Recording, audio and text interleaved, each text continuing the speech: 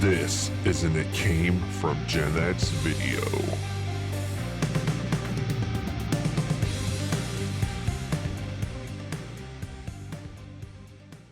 Hey, Happy New Year, everybody. Welcome to It Came From GenX, the first show of 2023. We are glad to still be here. And it has been it's been a heck of a year to say the least. We're going to talk a lot about that. This will be our year-end review show, so to speak, and optimistic look towards 2023. We're all together here today. I'm joined with your other host, Brian the Fish Fisher, and my main man, Michael Skinbone Skinner. And behind the scenes, we're joined by the boss, Michael Skinner Jr., aka Junior, running things for our podcast and our videos produced by my man, Brian Fisher. So we just want to say much love to them. They did a heck of a job in 2022. I mean, just outstanding work. The quality of the show is due largely in part to those two guys in my beautiful face, but we won't get into that right now. So, guys, here we are. New year, man. New year. Haven't seen you guys since last year, but we are here today, closing in on 100 shows. It won't be long before that. I can't wait for that celebration. Very excited. What's going on with you, Fish? How you feeling today, baby? Doing well, thank you. Spent a few hours today. I was off work today for the New Year's Day. That's New Year's Day. Good. Yeah, went over to Peyton and Joey's new condo today and yesterday. I actually helped them paint, and just nice to see those kids excited, getting things set up. And Peyton's his lovely daughter and her boyfriend. Yep. Okay. Yes. Thank you for reminding the audience. So just great, just a lovely place, and they're happy. I'm very happy for them. So that was definitely a highlight of the weekend. Okay, and New Year's Eve went good, I presume. New Year's Eve went good. Yes, absolutely. We hung out with Allie, lovely girlfriend Allie, at her place. Just kind of hung out low key, watched the Ohio State debacle. And I was gonna say our New Year's Eve wasn't totally great, but we'll talk about that later. Yeah, enjoyed that. Just hung out. It was just a very relaxing New Year's Eve. So that's very nice. Beautiful. Yeah. Good to see you, my brother. Skinbone, what's going on, baby? Hey guys, how you doing? Happy New Year to you. Happy New Year, my brother. To our listeners. Had a really interesting weekend, to say the least. What's that? Yeah, we did. I'm still pimping, even though I've got the Chief Wahoo on the shirt. I'm still pimping my boys. We lost by 1 point, but they gave us some hope for next year, and we'll talk more about it. Yeah. We'll talk more about it. I saw something today that I'll read to you guys a little bit later when we put them in the forefront. But me and Marcy did a thing. We committed our relationship a little bit further financially. What does that mean? Okay. We put a down payment on a new camper for us for traveling purposes. So we're pretty excited about that. Okay. We've been shopping since we sold our other one about 2 months ago, and went and saw one that we had our eyes on a few weeks ago, but we canceled the walkthrough because of the weather right there before Christmas. But that sounds like redneck romance. Yeah, we took it a step further. We put a down payment on a camper. Well, tow behind camper, so we don't need a hotel anymore. So we're pretty excited about that, because we go. You guys know, we go camping a lot with the family. We've bought a nice camper, sleeps 10, so we can bring the kids and the grandkids with us everywhere we go. So only 10? Well, yeah, right. They all can't go, but we can bring right. Somebody's got to stay home, watch the farm. I hear you.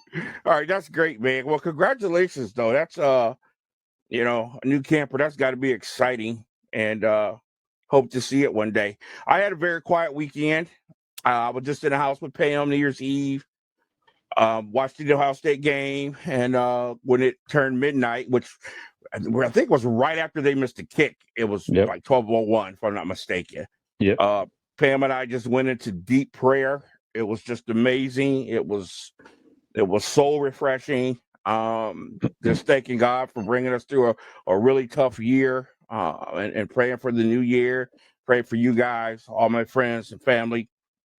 And so it was a good night in that regard. So Well, we got a lot to talk about, guys. Last year was a humdinger, and we're going to do a little bit of a nostalgia walk through the. We actually go back years. That's what this show's about. Gen X. We're going to go back 1 year tonight. I think that's kind of the weird caveat, if you will, where we're going to look back a year as opposed to multiple years as we normally do. Just a year in review, some of the stories we talked about, some we didn't talk about, and see how they affect us. I know our listeners have a lot to say about some of the things that went on. We picked up a lot of new people last year. Very excited about them. We're going to pick up more this year. Just really want to thank everybody for just being part of this.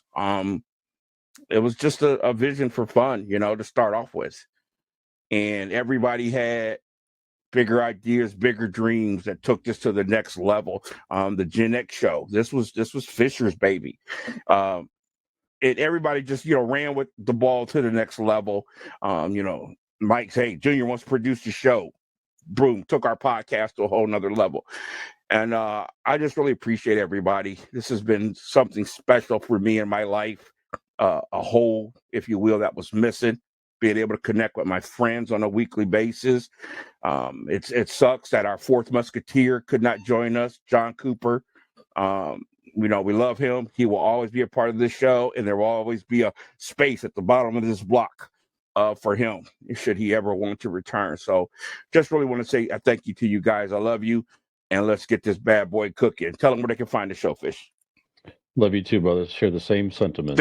Thank you. Appreciate it. Well, first of all, Keith, who thought you could have used the word humdinger and be heard in Germany? How about that? Right. Yeah. Never would have been possible prior to this. That's a great point. Yes. Write that one down. Let me see. That's right. Humdinger. That's a Gen X word, I guess. Yes, it is. Humdinger. Anyway, that's right. All right. Well, you might be listening to us on demand. We're on all major podcast platforms: Apple Podcasts, Google Podcasts, Spotify, Overcast, iHeartRadio, Amazon Music. Just pull up the It Came From Gen X podcast and follow or subscribe, however the app works. And as we post new episodes each week, they'll pop into your podcast library. You can listen to us whenever you are on the go or otherwise. I have not mentioned this recently, but if you do have a smart speaker at home, you can ask the smart speaker to play the It Came From Gen X podcast. You can listen to us right there. You might be watching us. We have segments on the Boss Code Media TV network. Yes. The app can be found on your smart television or portable device. Just pull up the Boss Code Network app, download it, subscribe, and we are on there on our very own channel, the It Came From Gen X channel, and also with a lot of other original creative content that Des the Reason has pulled together on his network. You also might be watching us on our YouTube channel at It Came From Gen X. We have full episodes there every week, video segments, etc. All social media links can be found in two main places to keep up with us. Our Linktree page, just Google Linktree. It Came From Gen X. It's simply a page with links to our social media. And our website, itcamefromgenx.wordpress.com. All show information is there, and I'm going to add here too. Now on our website and our link tree, we have some new merch. So, That's awesome. Yes, so us and our brother podcast, Convincing Idiots, of which I'm on both. Of course, we all did the combined episode a couple weeks ago that we talked about. That was a lot of fun. So we have merch for both shows on that link. So you pull up the podcast merch. We have T-shirts and mugs and pint glasses, etc., with our logos and stuff. We're going to be adding more things there. So check that out. Another way you can support us and support the show by sporting some cool merch. I have bought some stuff from there. It is actually, it's through Teespring. It's very high quality, very well done. Good transfer on the shirts, a whole bit. So very high quality. And check that out. And if you do anything at all, really, just like, share, subscribe, tell a friend. That's how we grow. And we greatly appreciate your support over the past year. As Keith mentioned, and we look forward to another exciting year in 2023. Thank you very much.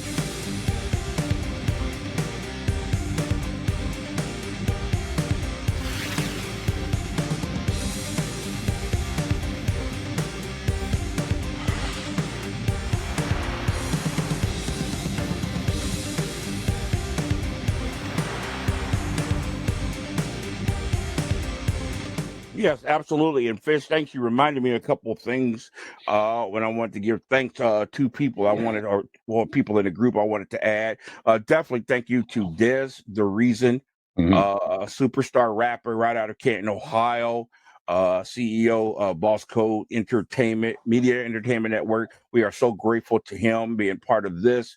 And also, yeah, Fish mentioned our sister show, Convincing Idiots. Just a great group of guys. Fish is part of that show, which is really an indication how hard he works. He's doing this one, doing that one. We got to be part of it together.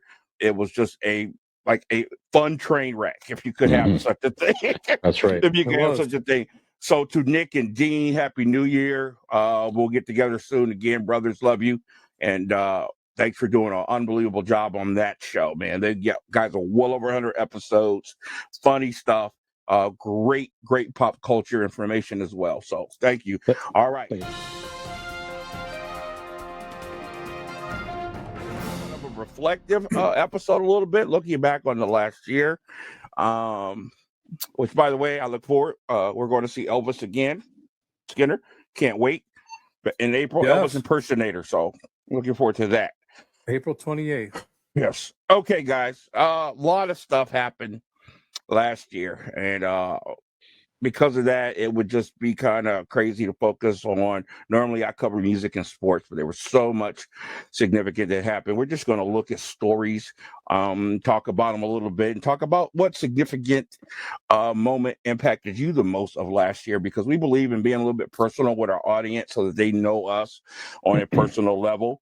So some of the stories that I caught my attention from last year, and man, there were some big ones. And I guess I have to start with the most, I guess you can call it the most important one. It depends on how you look at it. And of course, that is the Russian invasion of Ukraine. Started off as full swing. It's really hard to imagine. Last night I went and got some ice cream for me and my sister. And we sat there and we watched television and ate ice cream. And I'm sitting here thinking, wow, we're sitting here watching ice cream, eating TV. And there is a world at war. Very hard to imagine. People running for their life, no food, no water, freezing. And it just broke my heart. And I don't even know how to look at this whole thing. It's been going on for so long. We heard rumors of war crime charges being levied, against Putin. All these different things. And I get the sense that, in my opinion, and this is the only thing I can think of to talk about this. So if you guys got another angle, please. But I just get the sense that NATO is scared to push anything because this guy's a freaking nut. They don't know what he'll do next. I just get that feeling. It's hard to fight a crazy person. When they just feel like they ain't got nothing to lose, or they're just willing to go all out. When you're willing to punch somebody and they're willing to shoot you over punching them, if you know what I'm saying, it's not worth punching them. And I just get the feeling that's where we are as the world's government looks at the things that are going on. But in the meantime, Ukraine is suffering dearly. Thoughts on that situation, Skinner? Yeah, we talked about this more than one occasion last year, and I know back then we were pretty vocal on it. You speak it well. It does appear that NATO is dragging her feet a little bit for the fear factor. You're right. They're Putin doesn't seem to care what he does or what dust he ruffles or in his path, or what he tears down in his path. We talked about it recently that they're looking for a ceasefire by the end of February, and that's just absolutely ridiculous.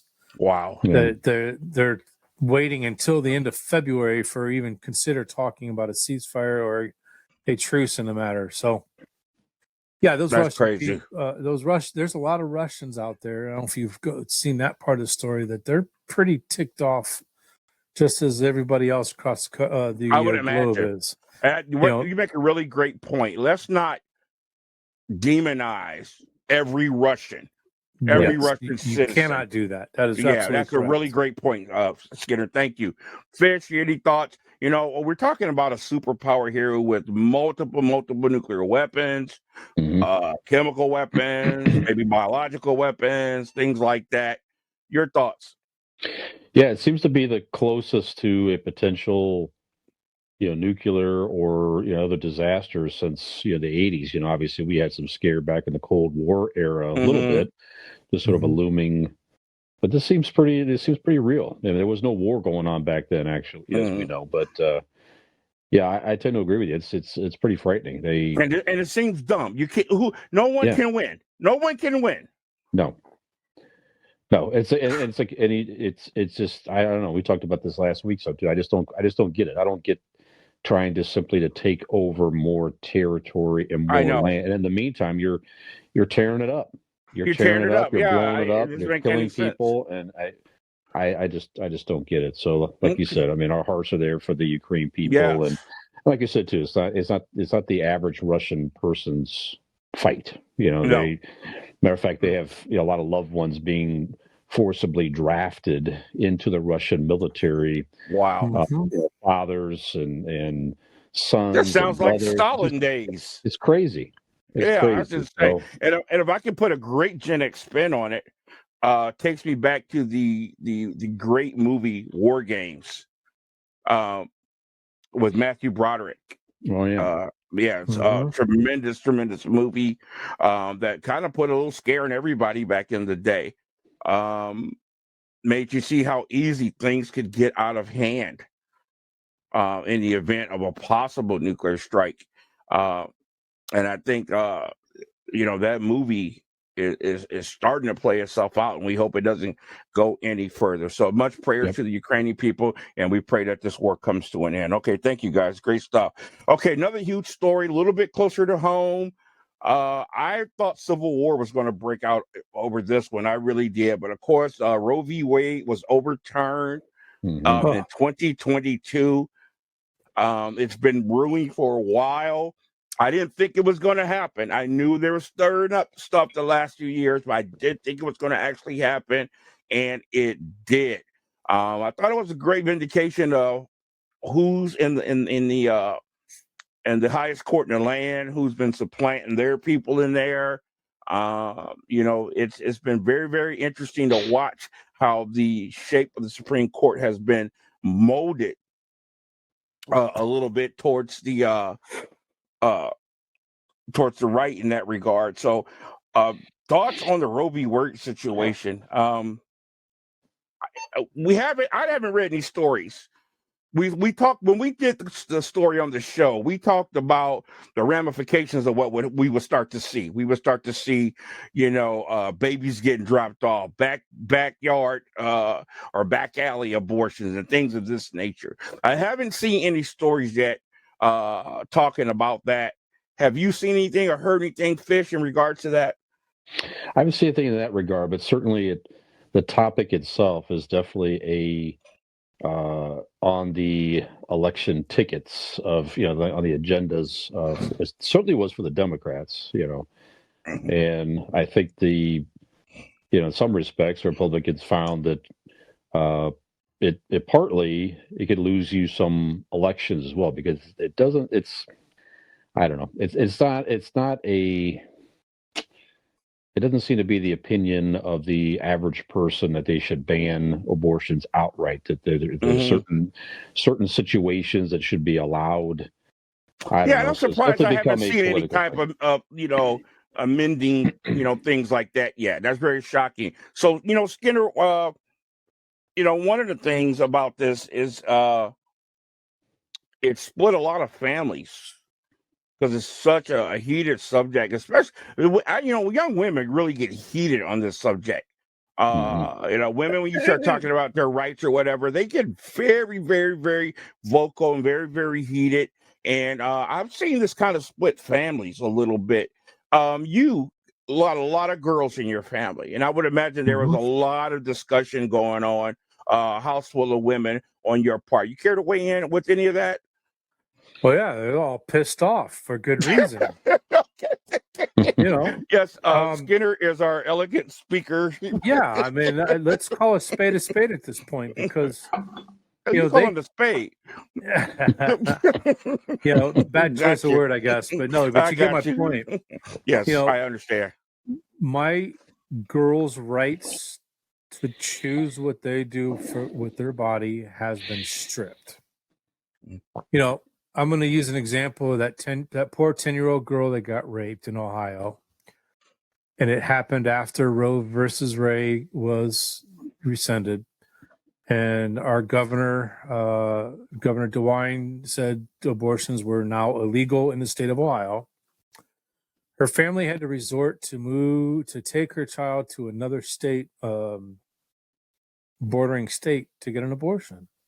A 10-year-old who was, sexually molested and raped by I'm not going to call him a gentleman or even a man, a pedophile piece of garbage. Pig. And my heart just got so heavy for that family and everybody involved in that. Why did that 10-year-old girl have to go somewhere else to have something taken care of that should have been an absolute no-brainer? Now, and of course, go ahead. With my girls, they don't have that right. That right's been stripped from them. So who's to say that my 14-year-old here, God forbid something should happen to her? How do we take care of this? Uncle right Keith now, would kill the person. Illegal. Short of me putting my one of my 3,000 rounds I have in my safe. Uncle Keith's going to prison. That's what's going to happen there. But anyway, So the feelings are very harsh. They're very tempers flare. Very heated discussion, and for good reason. Yeah, absolutely. Thank you so much for that. And of course, here's the problem we had when we talked about it on the show. I know how you guys feel in your heart. I, for one, I don't make any bones about it. I am completely 100% against abortion. But at the same time, the situation you just brought up, I mean, how are you supposed to deal with that? That's very, very difficult. And I can understand the pain on these young ladies, a 10-year-old, carrying the child of a monster and all these other things. It's really, really a hard subject, man. And I don't think it's going to go away no time soon. I don't think anybody's going to just sit back and say, okay, this is where it is, and we'll just leave it at that. That's not going to happen. So that leads me to my next point. And I think you're going to see a change if this should happen. But Donald Trump has announced that he is running in 2024. This, to me, here's my problem. I'm not going to sit here and bother and say whether I'm for Trump, against Trump, like Trump, don't like Trump. But I will say I don't like what Trump brought out in a lot of people. And for some reasons, you can call the reasons out. He empowered a very, very strong, racist, if you will, evil section of America. They were empowered during his reign in office. They were more vocal. They were more active. There was a lot of boldness in the things that they did and things that were said. That's the part that really worried me and scared me. These people felt like, things that they wouldn't dare say or do before. Well, we can do it now. Trump's in office, blah, blah, whatever. And when he lost that election, I was happy that was quelled. I was happy that part was quelled. With his announcement, I see this swelling up again now. I watched videos of people being surrounded in certain towns by Trump supporters, minorities surrounded by Trump supporters, in calling the N-word and threatening them and pushing them, and police officers just standing there and won't do anything. I've watched this video. It's terrible. They were threatening these two young girls, calling them the N-word, telling them to get out of their town. And they were going to the police, and the police said, I think I sent it to you, Skinner. And the police said, we're not here for that. We're here to watch the crowds or something. Like, are you serious? Now, one of those girls was packing and shot one of these morons, feared for their life. They'd be all over them, probably shoot them. So that's the part of the whole Trump thing that I don't want to see come back. Like I said, I didn't want to get too political on here, but I can tell you what, when he left office and Biden got in office, man, it's like night and day as far as that's concerned, as far as being president's concerned. I think Biden has screwed this country up in more ways than I can count right now. But there's that negative part of the whole Trump thing, too. So your thoughts on that, Fisher?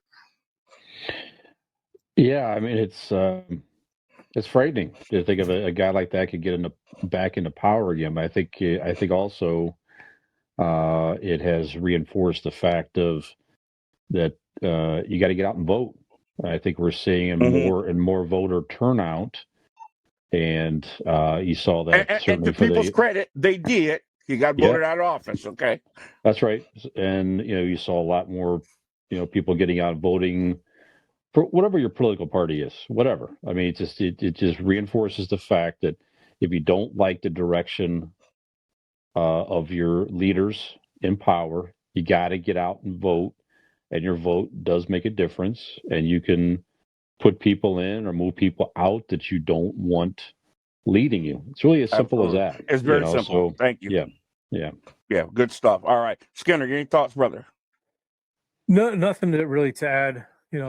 Whether you hate Trump or you're for Trump, whether you hate Biden or you're for Biden, only thing, like Fisher said, the only way to change the current climate is go out and vote.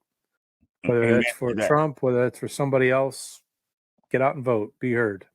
Absolutely. But don't go out and be stupid and surround people and call names and do the. Let's stop that. You know what? It doesn't matter who it is. We got to stop that stuff. Let's go back and use a word that we talked about last year's shows is gaslighting. That goes for that. That goes for this as well. So thank you. Absolutely, we got to stop this stupid stuff. White people, black people, all this dumb crap. All this venom. I call it venom because it's just pure venom, hatred.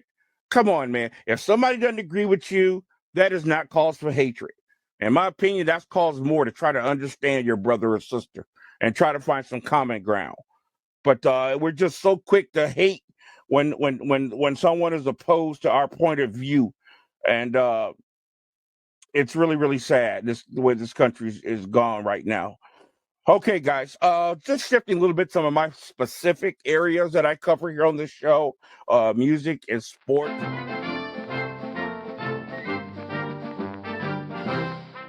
Some of the biggest news that happened. Let's just go a couple days ago. Of course, New Year's Eve was the Peach Bowl.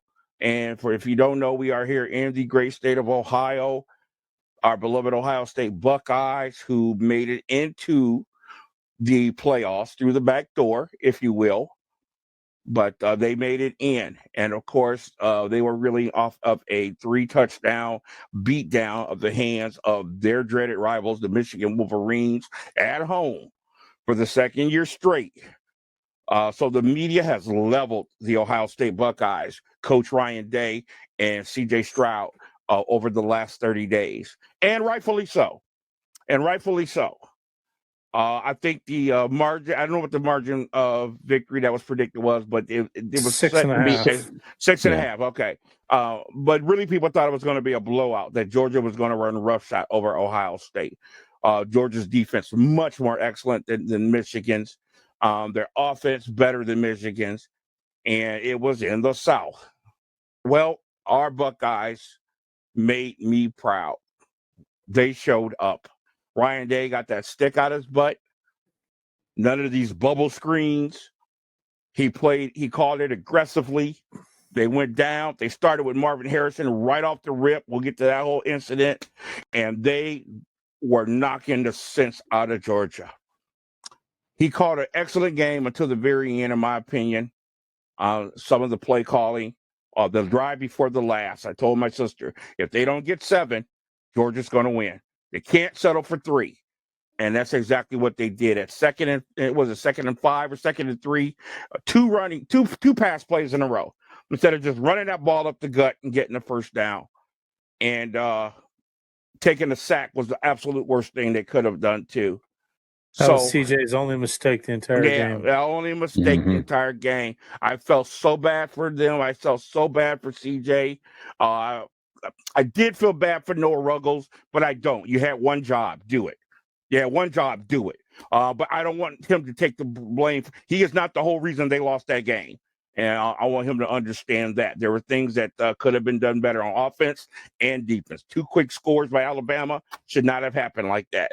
We had guys falling down.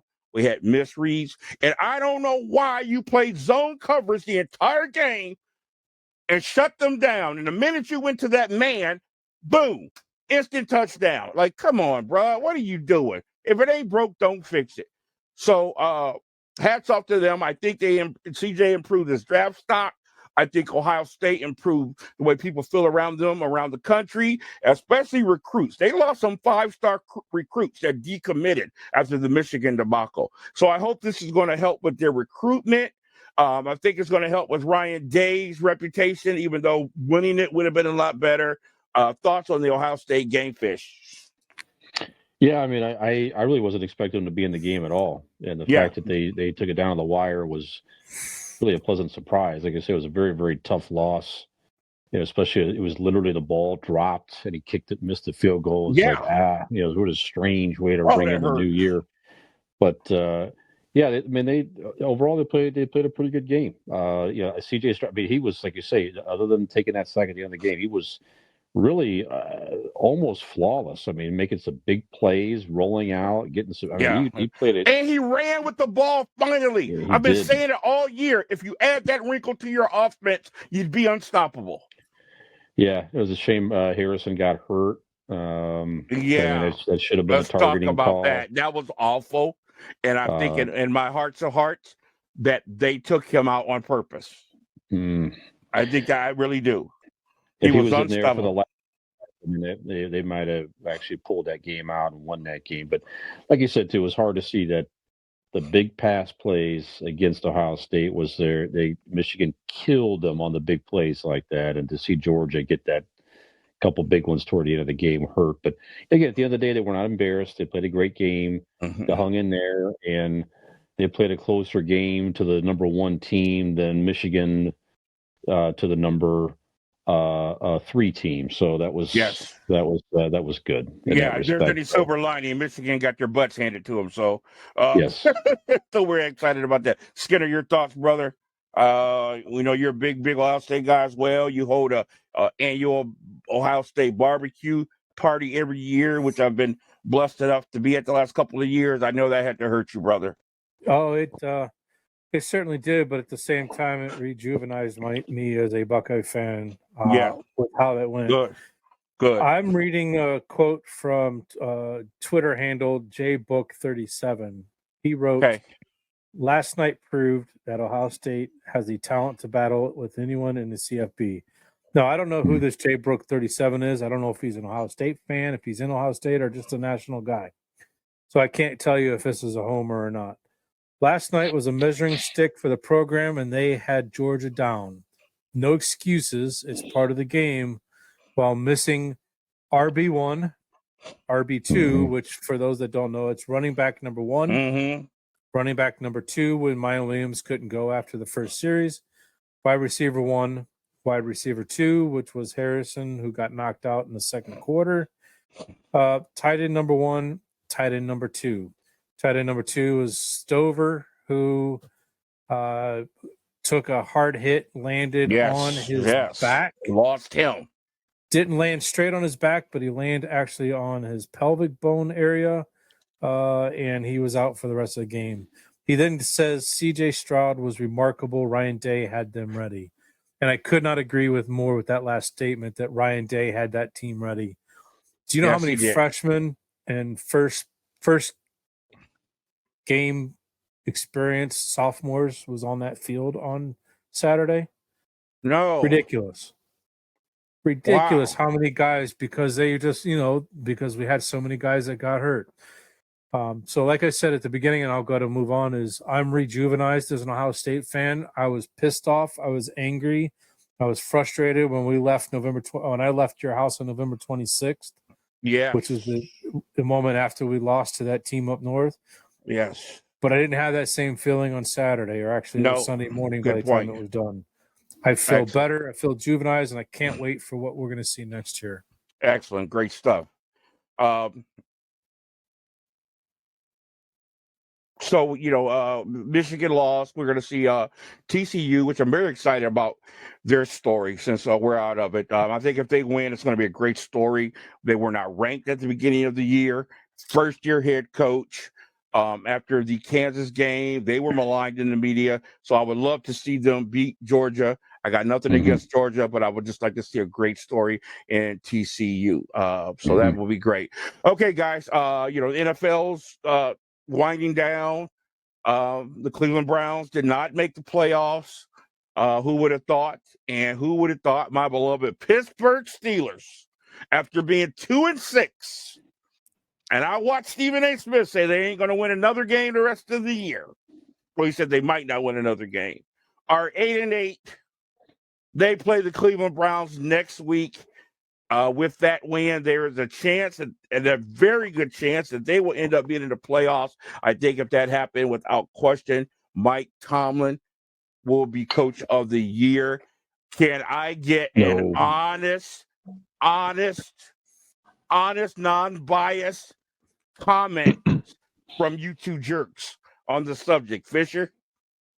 I don't think he'll get coached. I think the guy who's the Peterson. I think Peterson in Jacksonville might be for the coach of the year. He's the shoe-in. No. Yeah. Oh, dude, without question. We started with Trubisky. Then we got a rookie quarterback start. We lost T.J. Watt for 6 games. No, but Jacksonville, they've been so inept for so long. They had a horrible Urban Meyer experiment and all that. I totally agree with you. I think he's done a great job, and the coach for Detroit has done a great job. But I don't think it's close to what Tomlin's done with what he's had to work with. With a rookie quarterback? Yep. Come on, man. All sincerity, I think Cleveland, they know that this is the best shot. This is their playoff game coming up. If they could spoil the Pittsburgh Steelers from getting into playoffs, I think they're gonna. If Cleveland lays an egg on next week, then you might see some changes, perhaps. But if Cleveland plays well and beats Pittsburgh, I think that secures existing coaching staff and everything else. I think they have a lot of reasons to play well. I think Cleveland's going to play well. I think you're still going to lose, for the simple fact that I think Pittsburgh is just playing that good right now. Defensively, they're playing outstanding, and they are the only offensive line in the entire NFL that has played every game, and it is starting to show. They are gelling. 100 yards every game with Najee Harris. He got 111 last night. He's getting healthier. He had toe surgery nobody knew about, and he's playing like a man possessed. I think Pittsburgh is really, really playing at a high level right now. And I think Cleveland's starting to figure it out with Deshaun Watson. It looked like it to be, especially Watson to Cooper. That combination is just going to be deadly. So I don't think they're going to have to play bad to lose. I think they're going to play very well, but I still think they're going to lose because Pittsburgh's just feeling it right now. Either way, we're going to have a great game. Skinner, thoughts? Be nice. All right. Thank you, Skinner. All right. Now. No, seriously. Pittsburgh's backed themselves into a potential playoff spot. Give them they played in. No, let me finish. They've played better over the last 6, 7, 8 games. But do you really want to see them go into the playoffs and do one and done again? And I say that. I'll say that. But that's the thing. That's a great point. But I don't think that's the situation. I think they can win a playoff game. Well, I think this team is talented enough and have nothing to lose. I love you, but that's a homer statement there. No, it is not. Listen, hold on. No, I'm not going to let you get away with that. I am the most honest Steeler fan there is. I call it like it is. I said that last year. I don't want to see them go to the playoffs and get blown out. I think this team has the talent that would give it a chance with nothing to lose, playing with house money. Nobody expected us to be there, just like our Buckeyes did last night. Ryan Day came out and said in the interview in the beginning, and we're just going to let everything fly. We got nothing to lose. Nobody said we'd be here. And I told them to empty out the playbook. And that's what happened, and they smacked the bully in the mouth. I think Pittsburgh has that same opportunity. So I don't feel that way this time. I don't feel that way. I don't think they're going to go into playoffs and get embarrassed. I think they're playing too good defensively and too good in their running game and their O-line for that to happen with anybody. So in the AFC particularly. So I think they have a chance to make some noise and not be embarrassed. You know, they're not a Super Bowl team. That's obvious. But I think they would not embarrass themselves if they got a wild card berth in the playoffs. So, well, I appreciate your opinion. We are definitely a different opinion, but yeah, like Fisher said, Cleveland's got the spoiler roll, and you don't think that they are foaming at the mouth for that? Oh, of course they are, and that's what I love about it. This is finally an interesting Steelers-Browns game. After the second half against the Commanders this past weekend, you don't think that they're going to come out ready to punch Steelers in the mouth? It's going to be a good game. Why are you saying that? I just told Fisher they're going to play great. Yeah, no, I know that. I'm just saying the Browns, they looked different in the second half yesterday. Yes, they did. I told somebody today, I said Cleveland looked like they figured it out in the second half. They have settled in with Watson and Cooper know what they're doing together, and I think too bad it's the last game because they're starting to get dangerous. Right.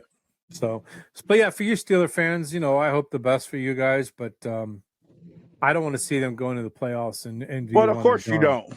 Just because I would say that with Dallas too, because that's been their MO for the last 15 years. Oh, Dallas fan, present company, excluded. So damn excited that their team's in the playoffs, and then a week later their heads between their legs saying, how do we get our asses handed to us?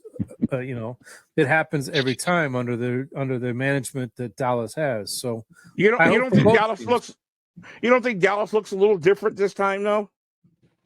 They've looked good, but what have you done? They look a little different this time. But what have you done for me lately in the playoffs? Is what I'll come back with.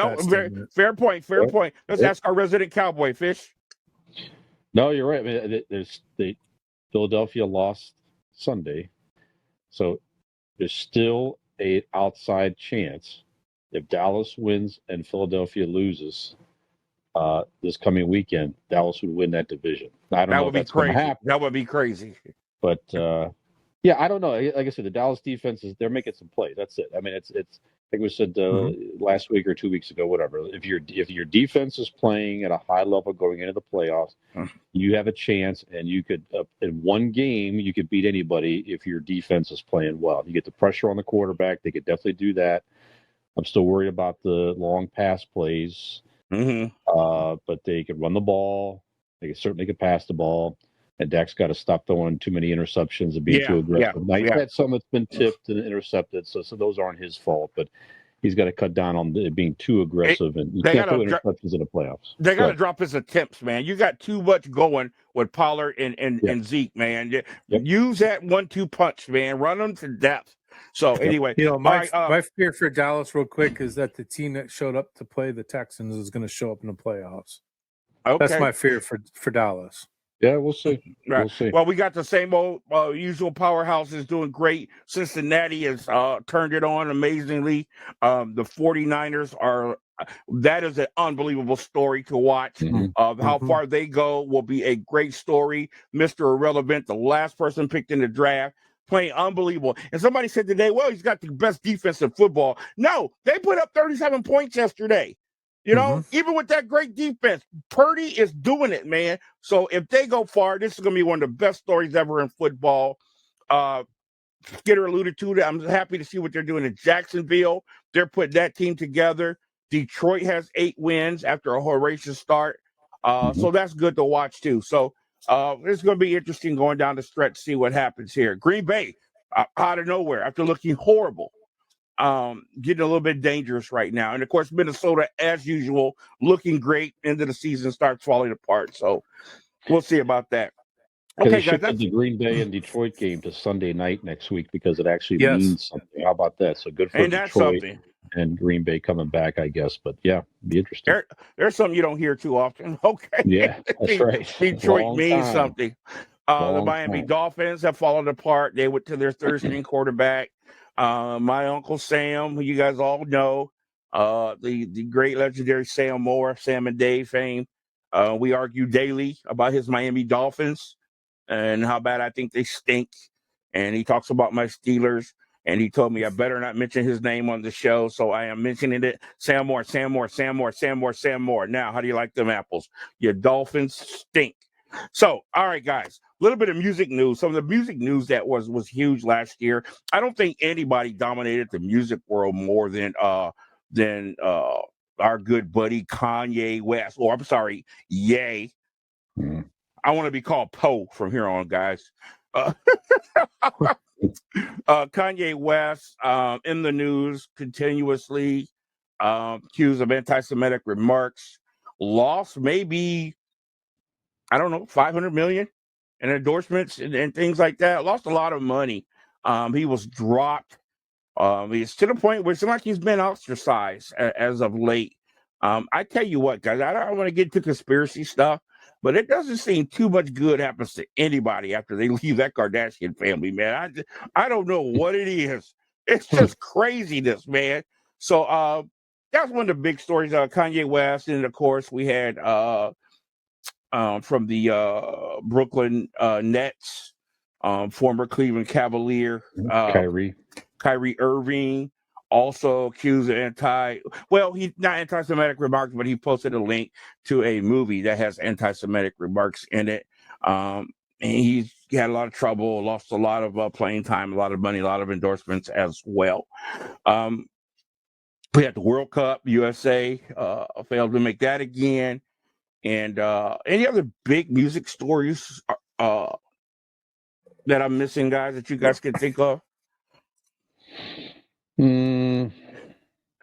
Not a whole lot happened in 2022, to be truthful. Yeah, it was. It was a year of the comeback for concerts and live shows and things of that nature. Yeah, that's a really from the good pandemic. point. So I mean, that was nice to see things starting to change. We lost some great ones though. We lost, Taylor Hawkins. Neil Peart. I mean, we lost a lot of great drummers. He was a year before, Keith. Oh, was it a year before? I'm sorry. Yeah. Thank you. Yeah, that's okay. Yeah, it was like we had lost Meatloaf, we lost Loretta Lynn, we lost Naomi Judd, we lost Christy McVie from Fleetwood Mac, Olivia Newton-John. Anita Pointer from the Pointer Sisters. Yeah, we just lost her yesterday. She's a legend. Ronnie Spector. Yeah, that was a lot. I liked it. What I do is I've been doing this like the last few years now. For New Year's Eve, I pull up musicians that passed away over the past year, and I force myself to sit down and I have Apple Music. I pull up I make a playlist of some of them. Cool, Fish. Some I know, of course, like Christy McVie, Fleetwood Mac, Ronnie Spector. Some that yes, but there's a lot like I never heard of before. Like I'll put in, this guy was a jazz saxophone player or something like that. I'm like, I never would necessarily seek out that type of music, but Allie and I played this for a few hours on New Year's Eve, even this year. It's like you reflect on. But you go back and look at who the person was and their accomplishments, and you hear some music that you don't normally listen to, and it's actually in some of it you learn. I should listen to this type of music or this artist more often. So if I recommend that. It's Fish. just, I can honestly say that's probably one of the classiest things I've ever heard, man. That is very impressive. That is absolutely awesome. I am definitely going to look to doing that from here on. Maybe even taking a step further. That's brilliant, man. Thank you for sharing that. Yeah. What a wonderful idea. Wow. Doing that for at least 5 years now. And I have them on I've had the last few years saved on my Apple playlist to go back and listen to from time to time. So anyway. Okay, good. Yep. Thank you very much. Okay. Guys, we could go on and on with this, but for the sake of time, we got to wrap it up. But I thought it would be great to get a little bit personal with our audience. And I'm just looking for one. If you've got a couple, please. I mean, feel free to whatever. What impact? What single thing happened to you in 2022 that was the most impactful? We'll start with you, Skinner. Go ahead and share, please. Truthfully, waking up on my birthday with Marcy next to me. Okay. 2021, COVID, and we talked about it more than one occasion. Yes. Knocked my family for Sure did. Tried to knock us out. Literally, Mhm. Marcy was 5 minutes from the ventilator, which was knocking on heaven's door, and miraculously through the prayer army and everything, she pulled out of it. But in 2021, I woke up to an empty house. Serenity wasn't here. It was just me and the dog. Everybody, Marcy was in the hospital. Her mom's in the hospital. Fast forward to 2022, I wake up and look over, and there was the biggest smile on my face because she was there next to me. A lot of things happened in 2022. My son got married on December 3rd. Mm-hmm. That's another thing that I'm, so thankful, so happy. That memory of him standing there in front of you, yes, asking that wonderful woman, Marin, to be his bride. Beautiful. Having both you brothers plus Cooper there with me by my side while experiencing all this. I can't ask for, I couldn't have asked for a better year. Wow. That was and yeah, I don't know how else I could top it. That was freaking beautiful, man. Thank you so much. That was awesome. And I can't imagine how you felt when you woke up to that empty house. And just to let people get an idea of the type of friends that I have, he told you how decimated his family was with COVID. That happened over here as well. And found ourselves, me laid up, sister laid up, and just my poor little sick mom here. And when I felt like I was at death's door, my bedroom door open, and there's this man I'm looking at on my screen standing there, coming over to bring me stuff and check on me, risking COVID himself just to make sure I was okay. And I'll never forget that. And I thank you very much for that, Skinner. Okay, Fish, big year for you, brother. What event or multiple events hit you the most in 2022? Well, as I say, it's odd that I also woke up on my birthday with Marcy, which is kind of a strange coincidence, But so that was nice. No, I had to make a joke. No, in all seriousness, this was great. Yeah. It did not happen to me, but it's certainly indirectly through Allie. So Allie, again, my lovely girlfriend, her kind, wonderful father, as you guys know, just developed Alzheimer's and really impacted him very quickly, very fast, and it's just it's a very sad thing for her family. It's just like it's again so quick. It's early from the beginning of the year. That's unreal.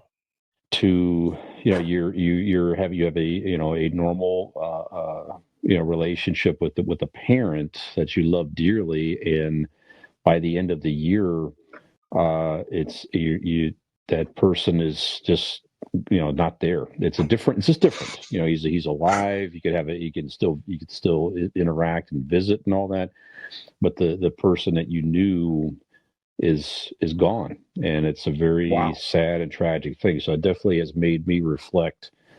And obviously, we've all three of us have lost parents over time. My mom is still with me. Obviously, you guys lost your moms, and I lost my dad, several years ago now. So, if your parents are out there and take advantage, spend some time, make the extra phone call, make the extra effort, because you could get up one day and it's just that person's gone, or they're just you're not able to have that type of relationship. And obviously, all of us as Gen Xers, I mean, parents are getting up in age if they're still around. So definitely made me reflect that I just need to spend more time with mom, take it, and enjoy that quality time while you can, So, so I, obviously hope and pray for Allie that they have peace and comfort, and Yes. the family still got together around the holidays, which was very, very nice. So they're still coming together and spending time. Her mom is still okay and adjusting and everything like that. But like I said, just spend the time with your parents out there before it's too late. Yeah, and we offer our prayers to Allie and her family and her Thank you. father. Unbelievable, difficult situation. And not only do we thank you for sharing that, but thank you for the excellent advice that you gave at the end. Call your parents, connect with them. Life's too short, man. Absolutely. So it obviously that leads to me, which is a perfect segue into my situation. And sure, it's no surprise to you guys. April 11th, a day that will burn in my heart forever. I lost my mom. Didn't see that coming. It's like a gut punch every day. Being very difficult being in her house. Every time I come upstairs, it's like I hear her in her room. It's been a very, very hard journey to lose someone like that you're so close to. That means everything to you. We've never not been close, and she was my heart. So taking care of her these last 6-7 years brought us closer, and the quickness of that it happened. I didn't know if I was going to recover. It took my breath away, and I couldn't catch it.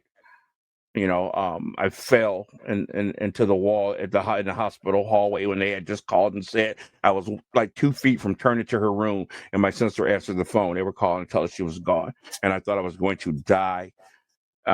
This whole year is basically about recovering and getting my life back together. Uh, I talked with my sister in California. She couldn't talk to me the other day. She's still having a hard time. And I'm like, you live in California. I'm here in her house. How do you think I'm dealing? So that is just impactful. So I can't reiterate enough of what Fisher said. If you're having outs with your parents, make up, man. Respect and love them. Go hug your mom. When they're gone, they're gone. And that's just a horrifying feeling. I would give just about anything right now to just hug her. So I did have a great night later in the year. I believe it was November 27th, if I can't recall. Close to what Skinner went through. I watched my son hidden through a window propose to his longtime girlfriend who he met in college. It was one of the most beautiful nights. His mom was here, my ex-wife from Colorado. Her family was here. It's probably about 20-something people hiding behind this glass, family and his best friends. And then we went and had a great dinner and just a beautiful night of just love and excitement. And that night did wonders for me. So those are probably the two biggest events of 2022 that shaped my year. I'm looking forward to moving forward, getting some help coping with my mother's situation. Getting healthier has helped me a lot, and going to make some changes around here to make it not to wash her away, but to make it like mine, like I'm moving forward. So thank you guys for sharing so much. That was absolutely awesome, and I appreciate it. And with that, we're going to turn the show over to Fisher. I adore my 64, my Commodore 64. I cook with it, steam with it, educate the team with it, my Commodore 64. I pitch with it, catch with it, count my 64, the hats with it, my Commodore 64. 64K memory, at a price that will put a computer in every home, business, and school years before anyone ever dreamed. I adore my 64, my Commodore 64.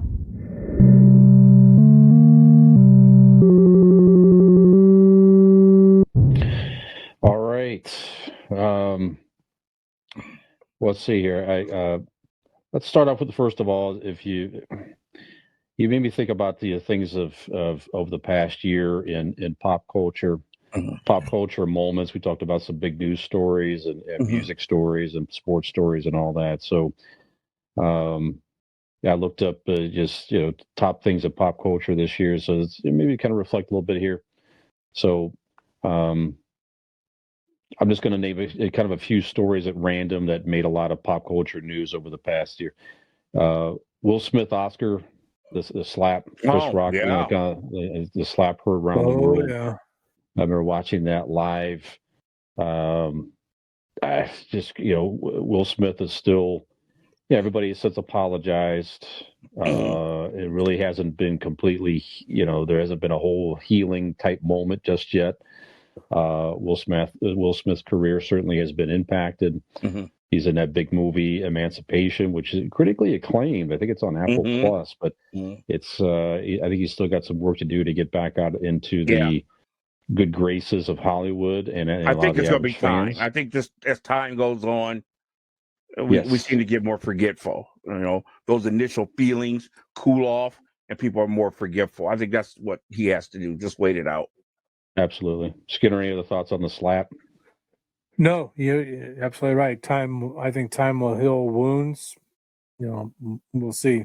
I'm interested in seeing that movie. There's been a lot of times I've wanted to, shortly after that happened, I want to watch Hitch. Oh, wait a minute. I'm pissed off at Will Smith for what he did, so I'm not going to watch it. Or I want to see Hancock. Oh, wait a minute. Will Smith's on that too.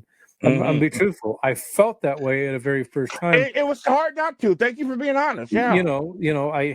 I hate that I felt that way, but I was pretty angry at him for, whatever his intentions were, whether good, bad, or indifferent. It was the wrong thing at the right time to do. And, he's taken a hit for it, rightfully so. And I hope that feeling that I had 6 or 8 months ago goes away, because I've enjoyed his career. I've enjoyed growing up with Will Smith on the big screen and even on the small screen, watching him at on the television shows that he's on. So, but yeah, no, that's, I don't know how else to say. I commented on his forgiveness, but in regards to the slap itself, I'm just very annoyed at the people who have found all their reasons to excuse what he did. I can't stand this mentality in our country nowadays. Nobody has any self-control. No matter what the problem is, it's not cause for you to act that way. I watched some videos the other day, people tearing up a Waffle House, throwing chairs at the cooks. One girl jumped on the counter and threw a glass at one of them. We got to get some control in this country, man. I don't care what the problem is. It's about how you handle yourself. We have to learn to talk to one another when we have a problem or dispute. What Will Smith did, I don't want to hear about what he protected. I don't want to hear that crap. If my wife was in danger, I'd do anything to protect her. But she was not in any physical danger, and he could have handled that after the show with some words to Chris Rock and let his wife know he wasn't taking that crap or whatever. What you did on national television was shameful, and it really said horrible things for you as a person, in the minds of other people about black people. It was just all bad, man. It wasn't necessary, and it just really ticks me off that people make excuses for what he did. I agree. It was one of the most shocking things on the live television I ever saw, and you're ever going to see again, probably. Yeah, without question. The Oscars.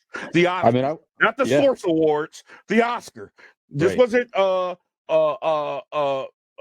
Knight and with somebody. This is Will Smith. So yeah. I will say, whether his people got a hold of him or he came to his senses. He did come back and own it and say he had no right to do it. He lost control. He did not try to continue to justify the joke against his wife and all that. He said basically, I didn't like it. It was I didn't like the joke, but at the same token, it did not deserve that action. No, it wasn't in poor taste. It wasn't mean. It wasn't crude. And she looked like somebody else who had shaved their head off. He wasn't making fun of your disease or whatever. And if anybody punches anybody, can somebody walk up on the stage and punch one of the women on The View? Can we get that? That'd be great. That was a huge story, obviously. Pete Davidson made a lot of pop culture news in 2022. Certainly his relationship with Kim Kardashian. You got to mention the Kardashians getting out of the, a lot of bad luck seems to happen. Just a huge social media fight with Ye.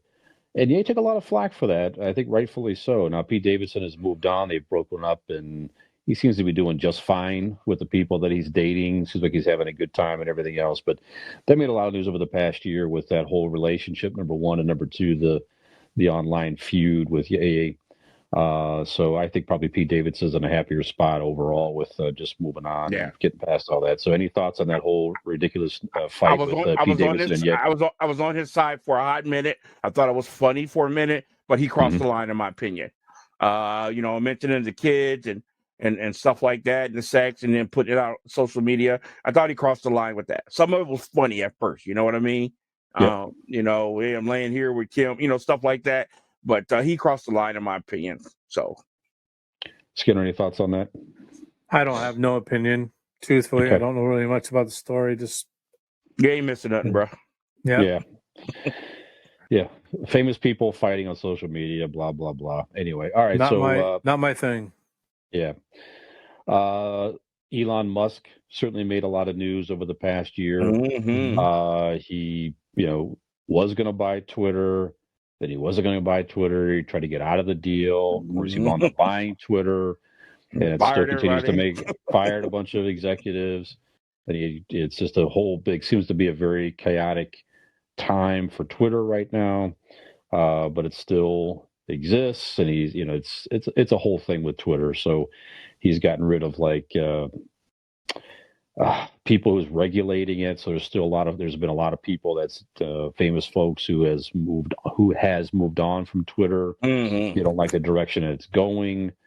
I don't know. So we'll see. So it continues to, I don't think it's going to get shut down personally. I think it's too popular in the way it's set up. It gives too many opportunities for the average person just to go out there and voice your opinion and to see what others are saying out there. But we'll see. It could certainly be very dangerous if it's not regulated at all. But yet I have not heard really any noise as far as people that they've brought back in or otherwise that's really creating a lot of problems. So I don't know. So we'll see. He put a poll out there recently that, should I step down as CEO? And the fans voted he should. But I don't know that he has. So I don't know. Just to be very odd dude, and again, very interesting, chaotic leadership. So we'll kind of continue to keep an eye on this story into the new year here. So any thoughts on Elon Musk with Twitter, or you don't really care, Keith? You hit it on the last one. I never do Twitter. I'm not, like I like to say, I'm not a twit. I've never used it. And I could care less. I think Twitter is stupid. We allow Facebook to be invasive enough. But to let somebody know the daily minutia of your lives, I think it's ridiculous. I think it's a way for musicians to compensate for money that they lose on album sales. Letting fans get in their business like that, and that generates money in different ways. And I think it's a way for athletes to be popular on the level of musicians and actors. But I think it's utterly ridiculous. So that's just my opinion. Yep. Skinner, any thoughts, or you don't care? I don't care, but Elon Musk, I love the guy. I love his brilliance, I guess is the best way to put it. Don't necessarily agree with all his moves, good, bad, or indifferent. You can say that with a lot of people, like Mark Cuban. I have much respect for Mark Cuban, Dallas Mavericks owner. I think it's Time Warner is who he got his money from. These, they don't affect me personally, but I can respect them on a level of a human being. And I do have that for Elon Musk, but I don't always necessarily agree with everything he does. I'm a Twitter guy. I think I catch myself on Twitter more than I am on Facebook anymore. And, where else do you have a direct line to a famous athlete or a famous musician or famous actor or politician? Because, everybody has a Twitter handle except for Keith Porter. Exactly. Whether the athlete, the musician, the artist, the I the actually think I have politician one. I just don't use it. responds back or not, it's a different story. But at least people feel like they have the opportunity to get their voice heard to whoever it is that they're trying to get to. So I Hey, think guys, Twitter's good. I hope they figure it out. I would hate to see it go away, but we'll see. Hey guys, just want to interject here. I was going to bring this up at the end of the show. I did not know it had gotten this bad. Obviously, we knew that a player was hurt in tonight's Cincinnati Buffalo Bills game. We knew it was serious. We knew that the stretcher had come out. We knew that the ambulance had come out. Apparently, it has gotten seriously worse to the point that they stopped the game. They postponed the game. Players are crying. Bill safety Damar Hamlin. He is in the hospital fighting for his life right now in critical condition. So can we just take a few seconds and just say a prayer for Damar Hamlin and all those involved?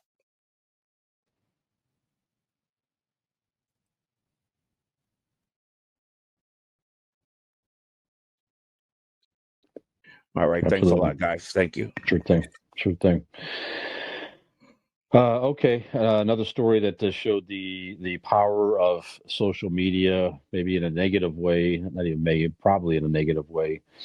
The Johnny Depp versus Amber Heard case. Glad you brought that up. I was going to bring that up. Geez. Yeah. I know we talked about this on the back in the summer. So Johnny Depp sued his ex Amber Heard for defamation of character, claiming that the stuff that she was saying, which didn't mention his name directly, but stuff she put out there in the news hurt his career and stopped him from getting some big roles. He wound up winning in court, but the whole media circus was just absolutely nuts, with the general public showing up in the Virginia court to observe, and then it was all over social media. You had people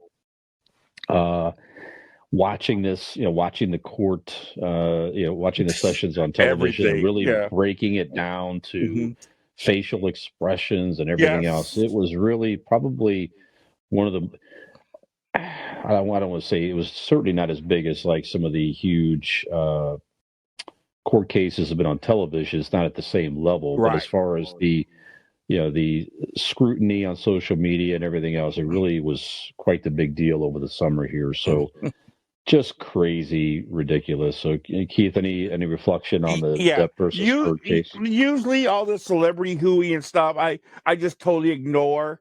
I'm like Skinner. Yeah, a bunch of millionaires who their little problems, whatever. I usually think this is silly. I don't pay attention to it, but this was like must-see TV. I enjoyed this because it was absolutely hysterical, because some of the things they were saying was absolutely true. Amber Heard, I thought, put on one of the great performances of her career. She was about as phony as all get out, the fake tears. There was one thing, they thought she was doing drugs in court. It looked like she was. It was just hysterical. She was under such scrutiny, and she looked so bad with the baggy eyes and oh my gosh. But every move she made, man, it was on high def 1080p camera, and somebody had a great story to make of it. Johnny Depp, he reminded me of Robert Downey Jr. in the second Iron Man when he was in that deposition. He just had a fun time making jokes, and he acted like he wasn't worried about anything. It was actually entertaining. It was entertainment is what it was.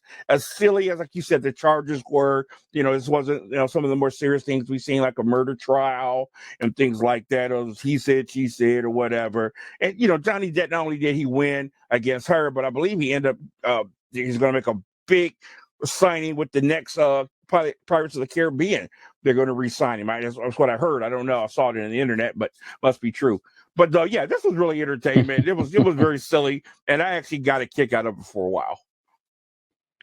Skinner, any reflections on that?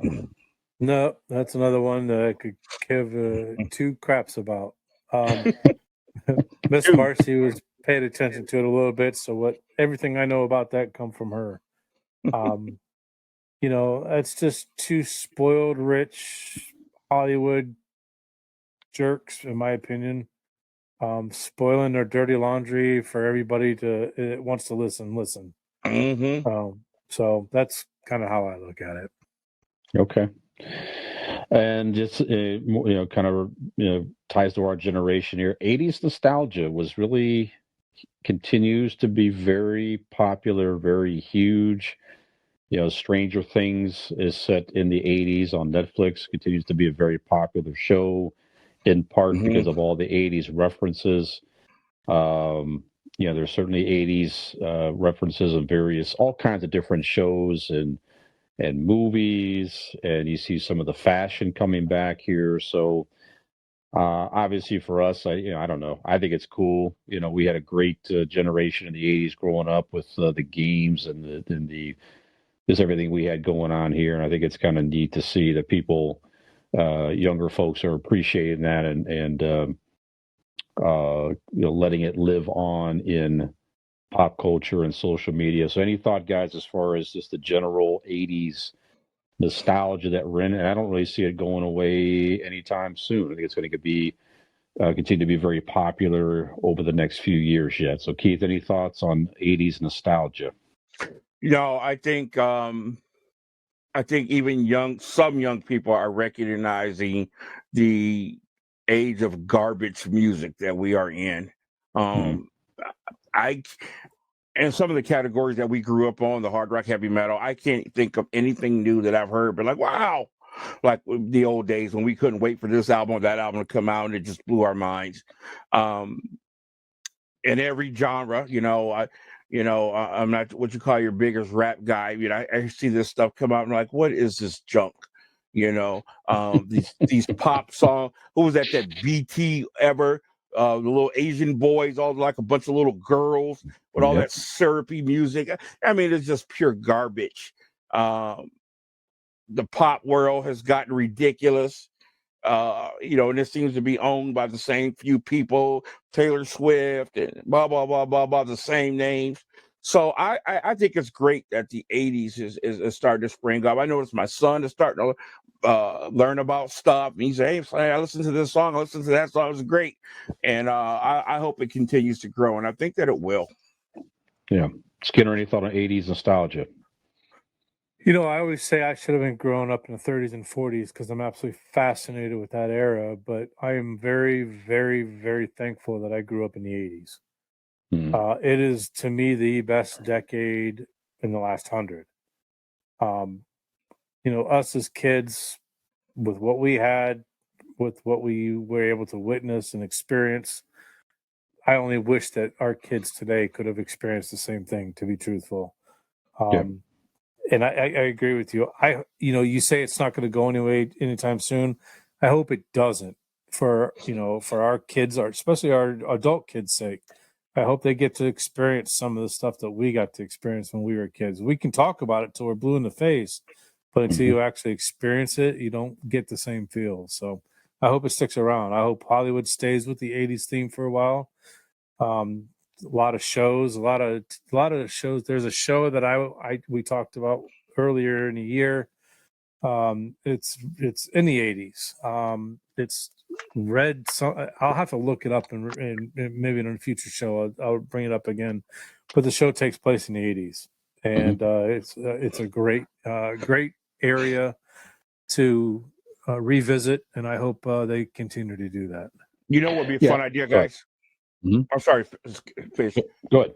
If we spent time, like a month or so, and making a list of some of the greatest things that we did in the 80s that shaped us as kids, and give that list out and say, you know what, young people, if you really want to experience something, do this on this list. I mean, everything from cow tipping, if you can, to TPing, go TPing.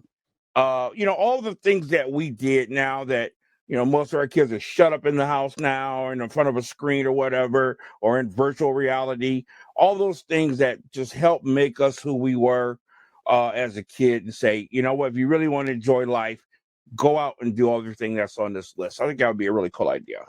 That's a great idea. Let's definitely do that in this next month here. I like that idea a lot. Yeah, I think it's just the last thought with that is I think people appreciate in many respects, the simplicity, and you see a lot of new things, like even video games. A lot of new video games are coming back with the look of the 8-bit games that are just these simple games with that cool look and the retro music and everything else. So, yeah, so long live the 80s. That's right. Looking back on just the top movies of 2022, even some of those have some nostalgia. Top movie in 2022, Maverick, Top Gun Maverick. So the sequel to Maverick. I watched it. So did me and Marcy. $1.5 billion. So what you guys? I know it's on streaming right now. You can rent it. I still have not seen it. I plan to watch it. Keith, I saw some comments. Go ahead. I say it's on Paramount Plus. Me and Marcy came to bed early one night. It was like Wednesday or Thursday last week, and we sat and watched it. Fantastic movie, to be truthful. Wasn't a huge fan of the first one. I enjoyed it, but I wasn't ooh and ah. There was a lot of dumb things that happened in that first one, like guys in pants and no shirts playing beach volleyball. That sticks out of my mind. I hate that scene. But this second movie, what the aerial footage was absolutely spectacular. I like the story. They brought back Goose from the first one, his memory in it. I don't want to do any spoilers if you haven't seen it, but it's definitely a movie that everybody should see, especially if you've seen the first one. All right. Yeah. Keith, you just saw it. What did you think about Maverick? I thought it was kind of corny. Not as corny as the first one, which I think was the silliest movie I ever saw. I thought the aerial footage was outstanding. I liked the story a little bit better. It wasn't so.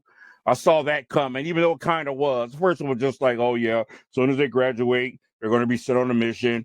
It was just like, oh, I can't stand the first one. I don't understand the popularity of that first one. I feel the need for speed.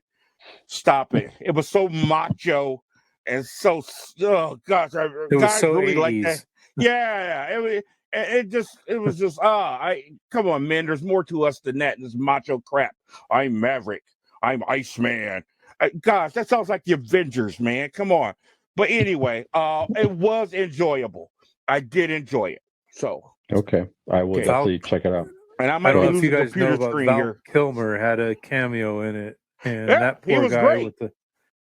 he's suffering from throat cancer. He's his time is limited and on he Earth. lived it out in the movie. Yeah, he did. So I was glad to see him, even though it was a short part. I was glad to see him in the movie. Very good. Yes. Superhero movies continue to be very popular. I'm not going to ask for any comments on all these here, but just to kind of give you the top 10 domestic, worldwide, not domestic, worldwide movies. Top 10 Maverick, like I said, was about $1.5 billion. Avatar already, The Way of the Water, which was just released, is already at $1.4 billion. So That's amazing. Avatar would have easily surpassed Top Gun if it was released earlier in the year. Certainly, it's going to continue to make a killing. Jurassic World Dominion, $1 billion. Doctor Strange in the Multiverse of Madness was the top superhero movie at $955,000. And it's just these Minions movies. I don't get these Minions what movies. What about Black Panther? Black Panther was number 6 behind Minions. Minions: The Rise of Gru was $939,000. What? That $939 million. I said thousand. $939 million. Yeah. Isn't it just? It's bewildering to me. Black Panther was $820 million. Number 7, The Batman, about $771 million. Thor: Love and Thunder was number 8 at $760 million. Watergate Bridge, number 9, $626 million. Moon Man, I think this is more of a foreign film, $460 million. That rounds up your top 10 worldwide. So superhero movies and fantasy movies still very prevalent in the box office. Big one coming right around the corner here in a couple weeks. I think the Ant-Man movie is going to take it to another level. That's We're going to right. be introduced to Kang, the Conqueror. We got a little bit of him in the Loki series. So I think this movie is going to take it to another level.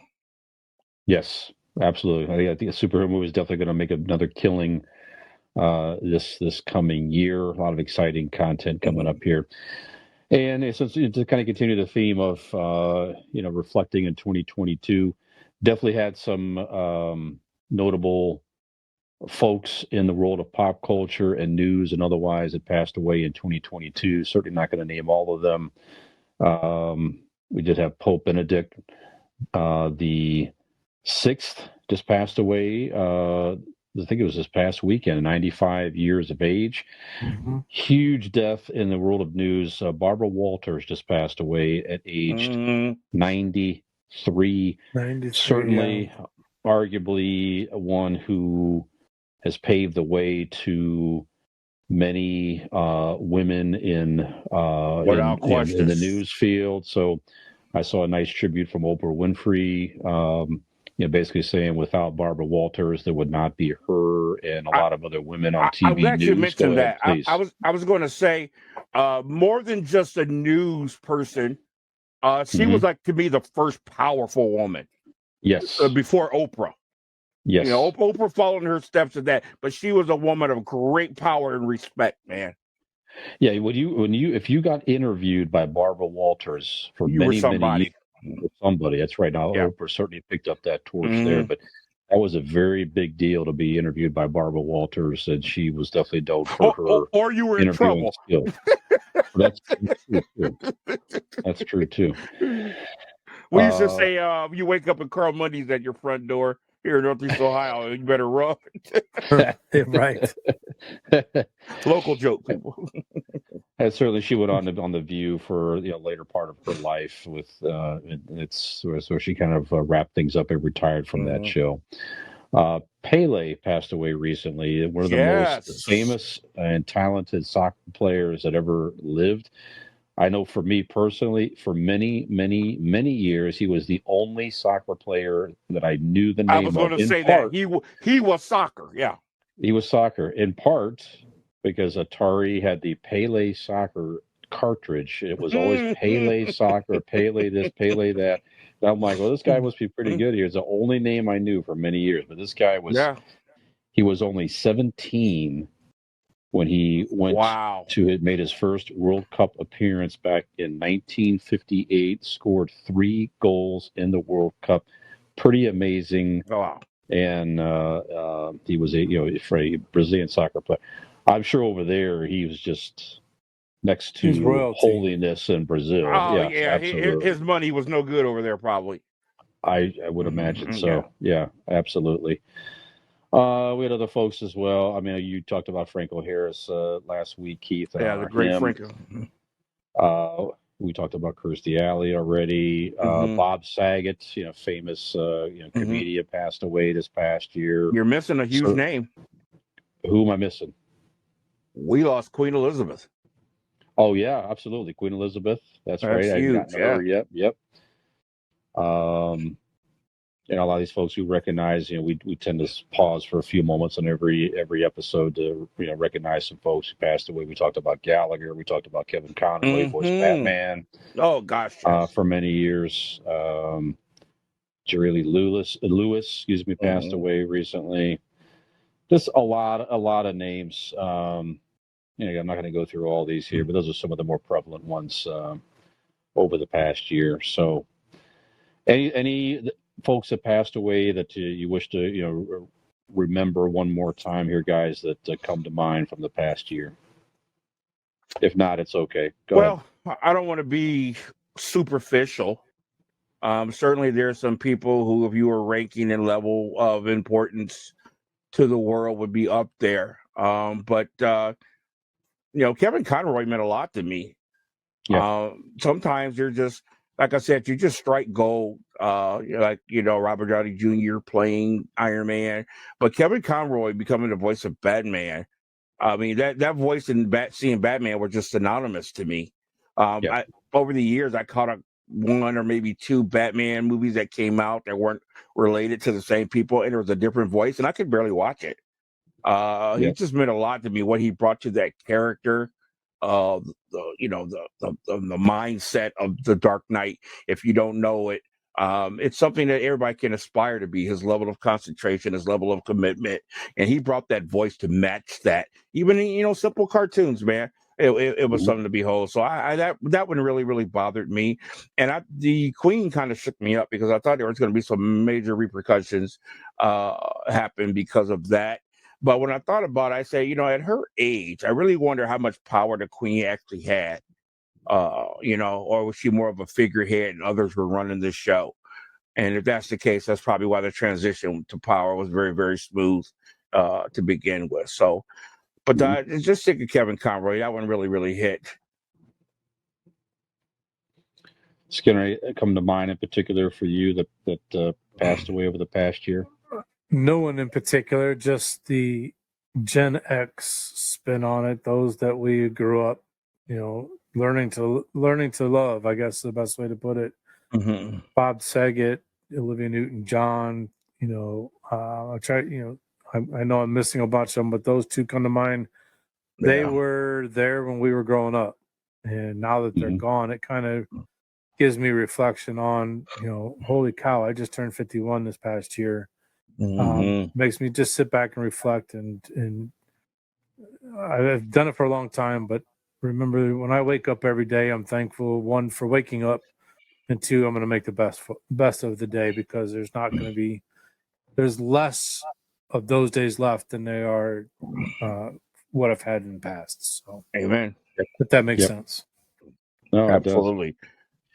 Yeah, plenty more we could name. I'll add one more here. I know we honored him over the summer when he passed away here, but in the world of sports, next to obviously Kobe was taken out quickly and tragically, but this gentleman passed on from just old age and normal. But Bill Russell passed away, so one of the most iconic sports players, period, that ever lived and ever will live. Just won tons of championships with the Boston Celtics. One of the very few, if not the only guy I could think of who was a player coach that won more than one championship for the Boston Celtics. All the while dealing with some really horrible racism in the late 60s and early 70s. He was an advocate. He kind of made a name for himself with him and Cassius Clay, who became Muhammad Ali, Kareem Abdul-Jabbar. They definitely stood up and spoke out. But I don't know, just an amazing person, amazing athlete that we lost over the past year. And then the NBA players, all of them this year, if you've noticed, are wearing a black number 6 on their jersey to honor the great Bill Russell this particular season. So anyway, another Gen X one too. Just somebody Skinner was talking about from our childhood, man. We can't forget Irene Cara. Flashdance was a huge part of our teenage years growing up too. And just recently, tragically speaking, this depth of this Twitch, it wasn't a fan or anything, but it just put a spotlight on suicide that needs to be addressed.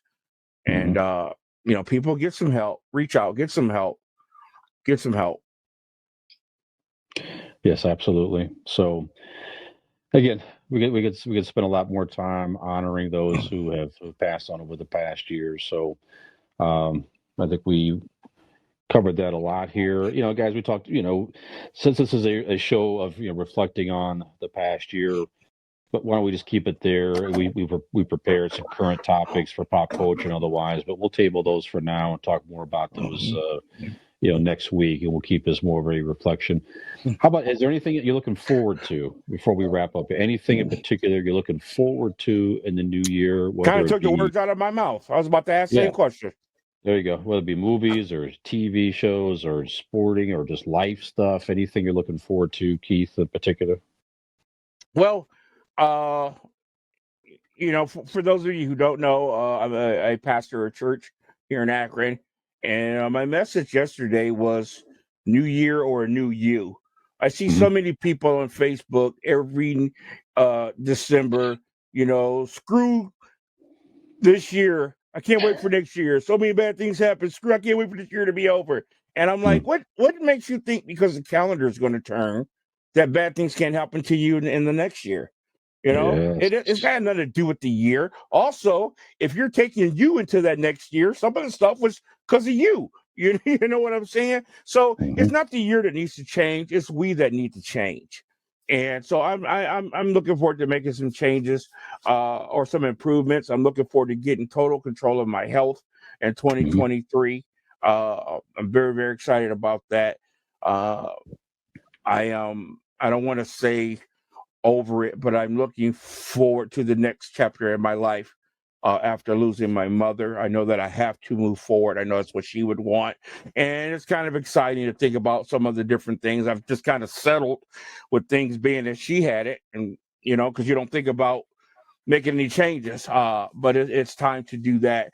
So I'm just excited. I said today in our prayer meeting that I plan on uh, finding the next Mrs. Porter this year.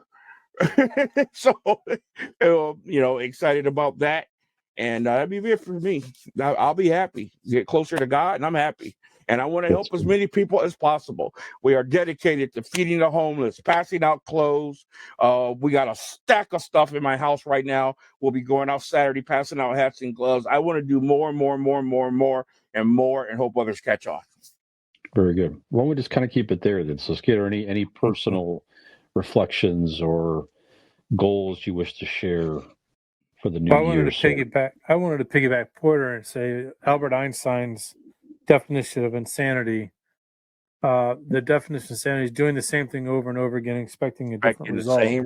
Yep. Mhm. So, like he said, if you went into 2022 complaining or 2023 complaining about 22 and you didn't make a change, 23 is not going to be any different. So, Not gonna be with any that different. being said, we kind of talked about it before Keith came on. The new purchase of the camper that we had, and I'll talk to you, Keith, off air a little bit Okay. more about it. Just spending time with the family and spending time with friends and utilizing this wonderful travel companion is what I'm going to call it. The Skinner Farson household That'd be purchased a nice. camper that we can house and sleep 10 people on a trip somewhere. So we That'd want to be take nice. full advantage of that. Take my friends, take my brothers and their significant others, and just take off for a long weekend. So I'm looking forward to that in 2023. I'm looking forward to my grandkids getting another year older. The babies, seeing them grow up. My two little granddaughters that are 1 year old and 7 weeks old. I get to spend another year with them. So It's great. utilize with family, utilize friends. I can't expect or want to do anything less than to enjoy time with you I guys. hope we do more stuff together this year too. Yeah, very good stuff. Well, first of all, I hope again to wake up on my birthday next to Marcy again. That would be nice in Yes. 2023. Oh yeah, I woke up next to Marcy on my birthday too. I wanted to mention that. No, but I mean, it's always the traditional, like to get better. Yeah, but that I was in better shape a couple years ago before COVID. I felt a lot better, so that is definitely something I want to really try to focus more on this year myself.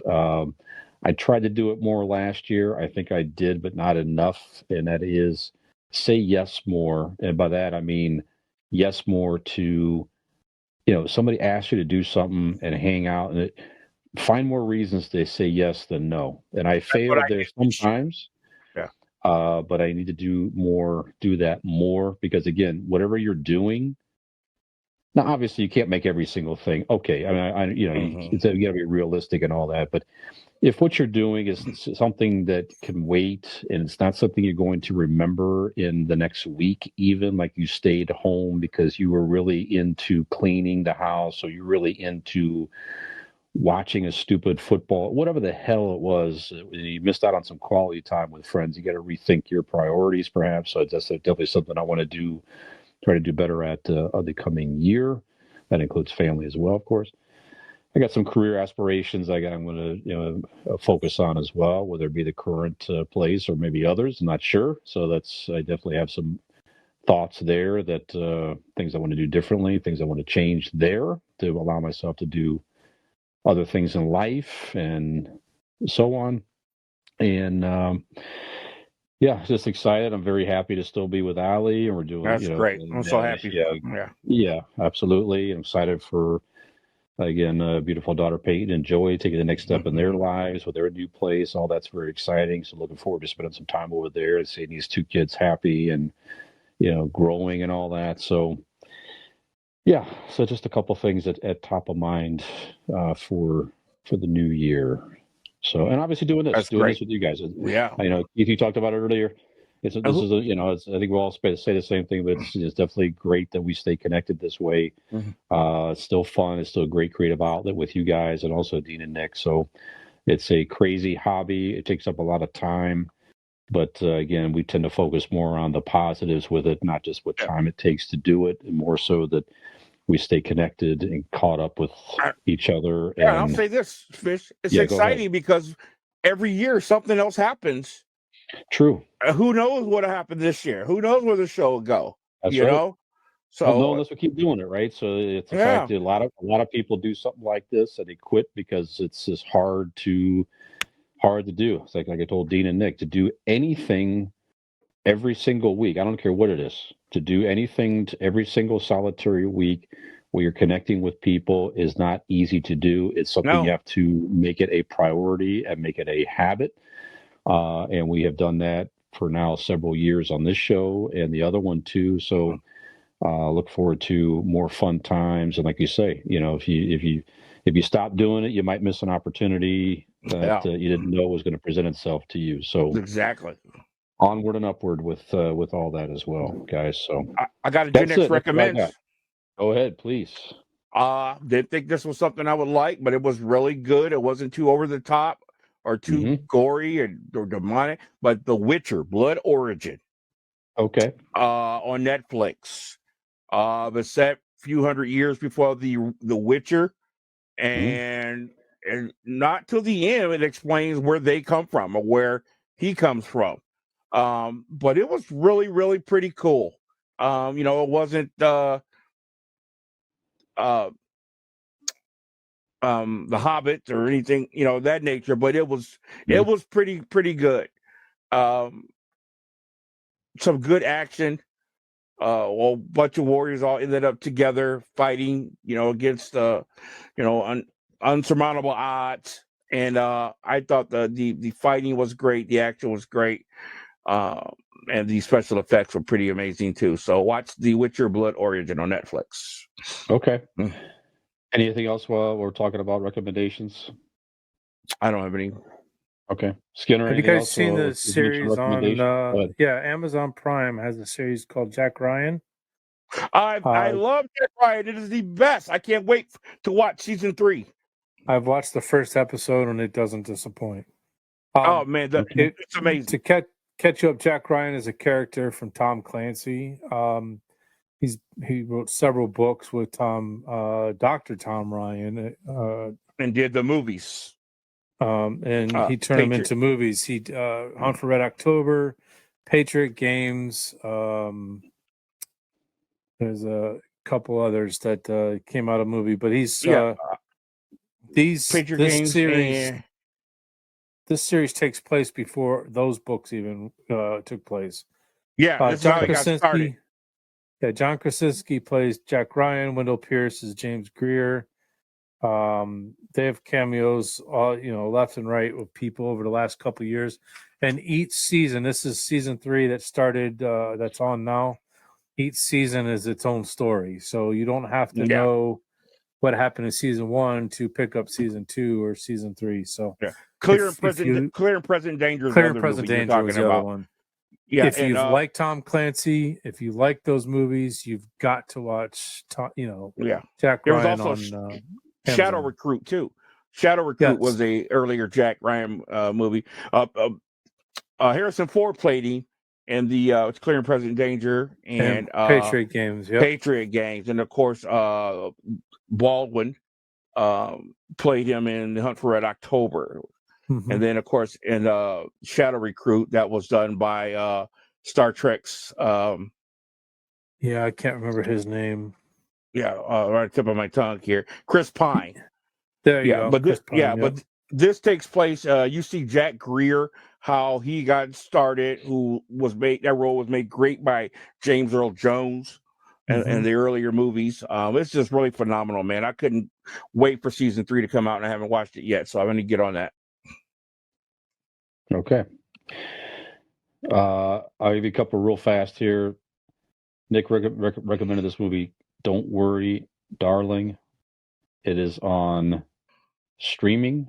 I think it's on HBO Max. This is Harry Styles, Florence Pugh. Florence Pugh played the Black Widow's sister in the Black Widow movie. Mm-hmm. Olivia Wilde, she starred and directed this movie. Chris Pine's also in this. It's more known for a lot of the drama that happened on set and stuff, like Harry Styles and Olivia Wilde. I guess is where they got together. Then Olivia Wilde left Jason Sudeikis. There's a whole personal stuff going on here. But anyways, the movie is interesting. It's set kind of in a 1950s setting, like an experimental town. People are working for the government, and weird things start to happen. And I won't give anything away here, but it's definitely a interesting thriller.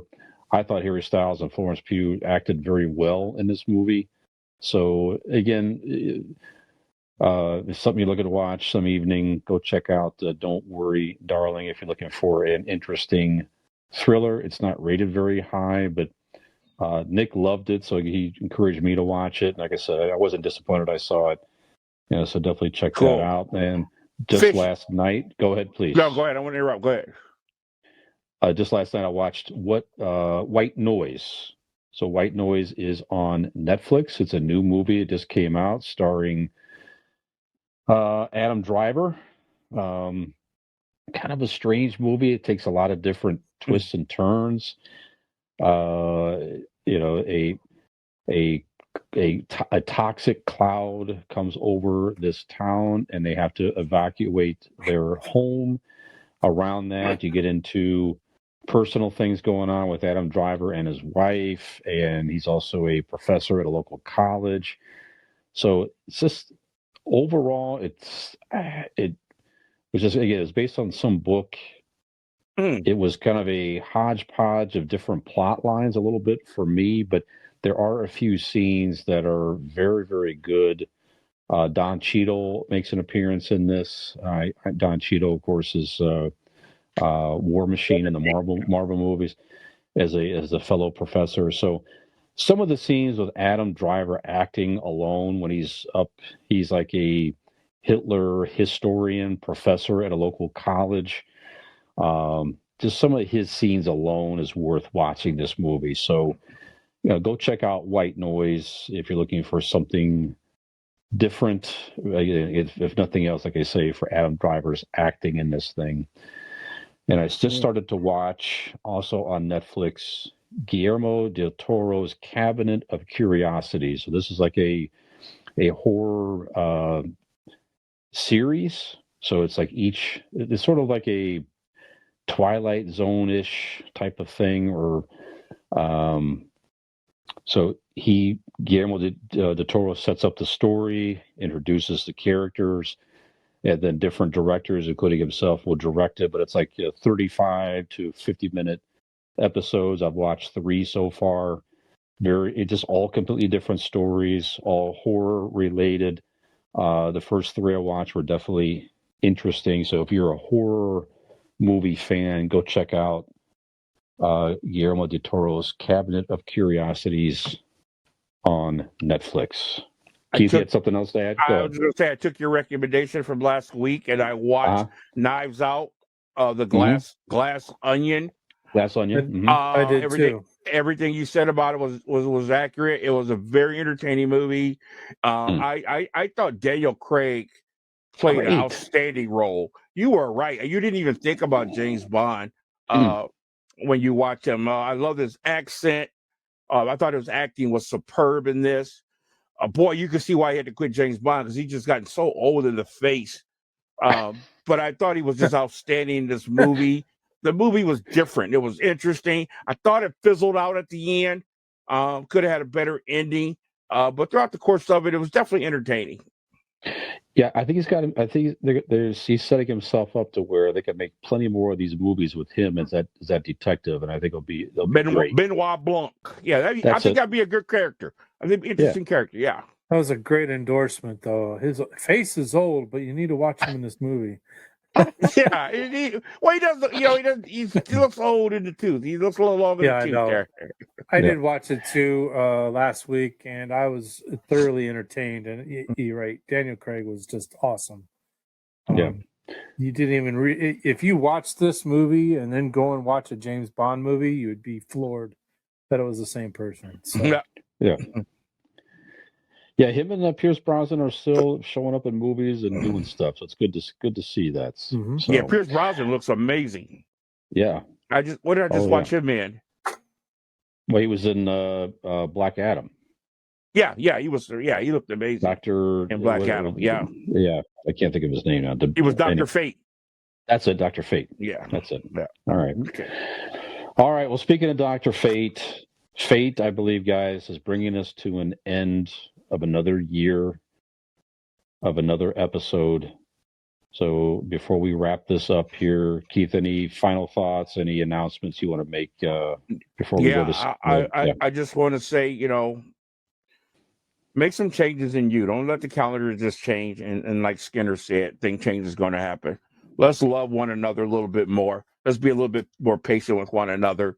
Let's not be so quick to judge. Stop getting all of your morality from social media. Spend time together, talking, hanging out.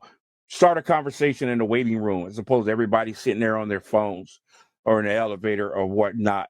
Go see your friends you've been meaning to go see. Go see your parents who you've been putting off for weeks. Go hug your mom and dad. Let them know you love them.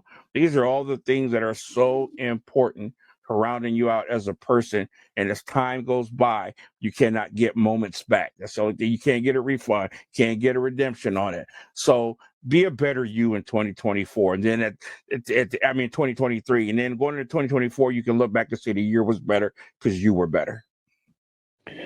Very good. Excellent. Yeah, any day could be your New Year resolution day. Any day you choose. Mm-hmm. So it doesn't have to wait for the first. Do it now. Anything you say. Anything you want to try to start to change, do it right now, and work toward being a better you, like you said, Keith. So that's it. So again, other than I thank you. We thank you for watching both this one and Convincing Idiots. Thanks for your support out there, and again, look forward to another great year. Skinner. Yep, I can't add much more.